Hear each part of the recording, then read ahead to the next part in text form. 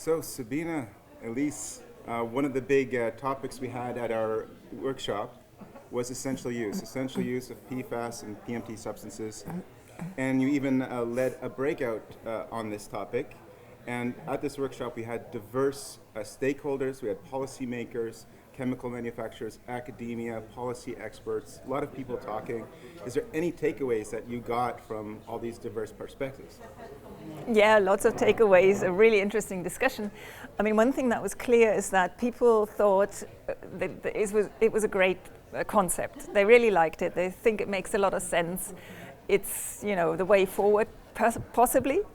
But the problem is implementing it, applying it. There are questions over the criteria.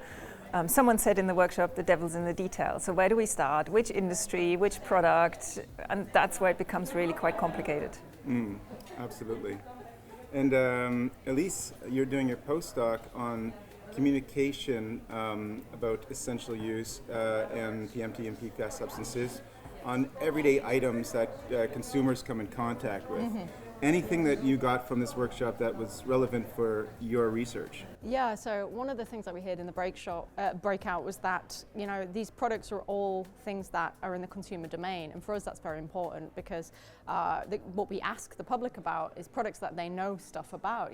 They're not going to expect PFAS to be in these products that they use in their everyday lives. So in order to gauge their perception of risk kind of in this domain, we have to use domains that they understand. But there are also lots of domains that PFAS is used in that don't come, into the everyday lives of normal people.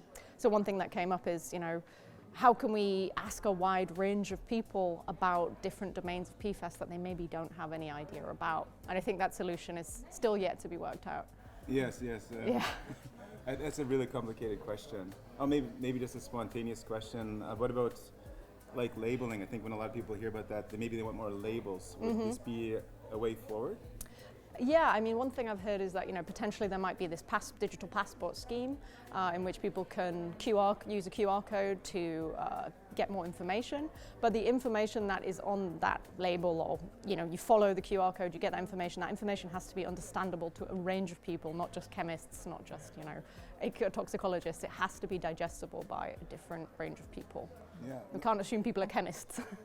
And exactly. it relates to a discussion we also had, right? Who's responsible? Mm-hmm. And the main answer was industry and to some extent regulators, and then some people put consumers as well. But we all said that's a tricky one because the consumer relies on what's being put on the market, and it's really hard to give them the task to find out all these things and make the right decision. So that's interesting. Mm-hmm. And maybe just to add to that, the other thing that became clear is that there's a diversity of companies and businesses and industries in one monolithic block.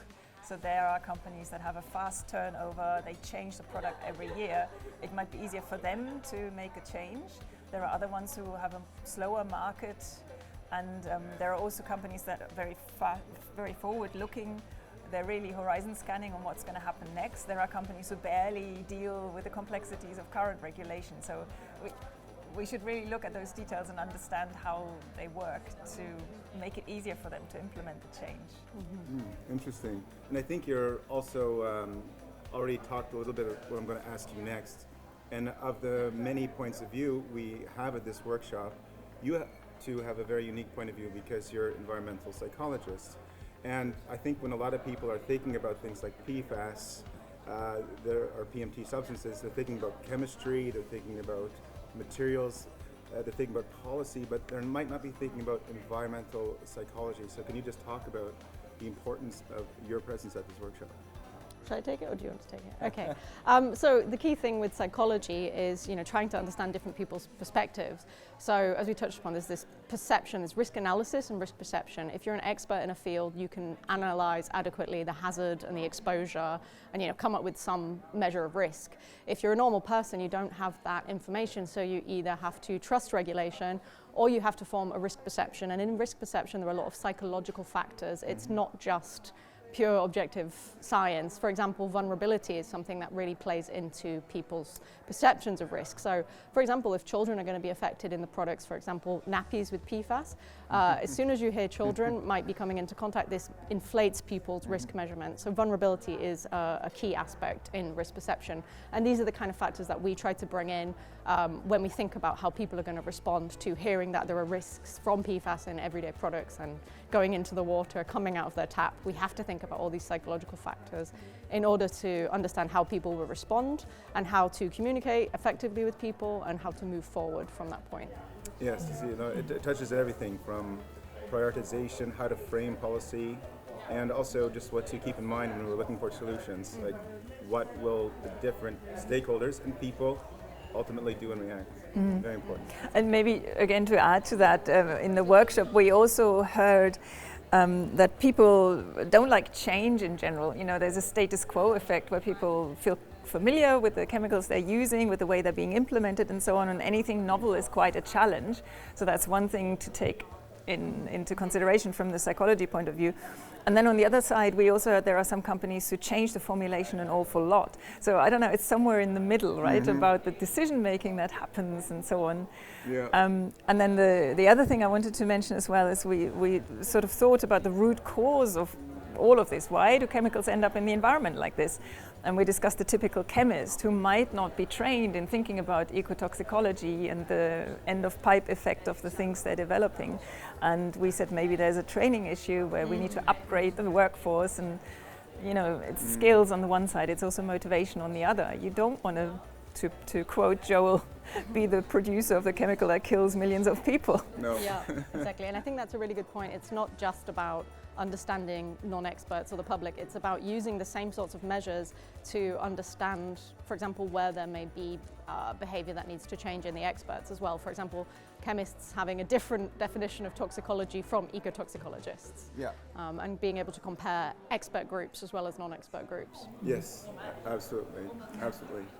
Well, no, this is fantastic and very enlightening, and good to get this feedback on the different stakeholders we have, because we saw diverse perspectives, and Very diverse. it's good that we can account for these diverse perspectives. So we're really glad that you're here. And there are also some bigger issues which we only just touched upon. The question whether we minimize consumption, we reduce volumes of products, or we just keep the same volume and make them better. These are huge questions. These are huge debates that are being had across lots of environmental issues, from climate change to chemicals. Yeah. And I think there's something we can contribute about, what do people really want? What's their motivation for buying all these things? And is there a way of somehow responding to that differently? So that's a way bigger issue than at this workshop, I think. Yeah, it is, but very much related, because we don't only need less PFAS, we actually, I think, need less things. To be discussed. To be discussed, a circular economy. Okay, well, thanks very much, Ellise and Sabine. It's been very enlightening, and thank you for watching. Thank you. ZeroPM. Zero pollution of persistent and mobile substances. This project has received funding from the European Union's Horizon 2020 Research and Innovation Programme under grant agreement number 101036756.